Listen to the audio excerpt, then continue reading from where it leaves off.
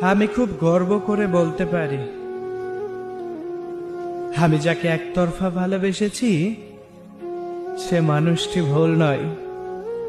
সে যদি চাইতো আমার অনুভূতিগুলোকে নিয়ে খেলা করতে পারত, আমাকে মিথ্যা আশা ও স্বপ্নে ভাসাতে পারত।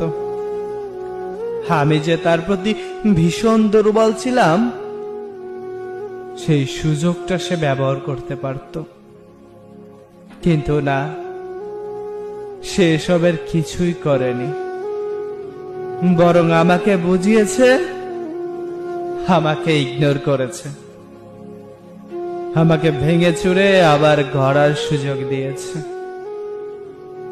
দিনের পর দিন কথা বলা বন্ধ রেখেছে।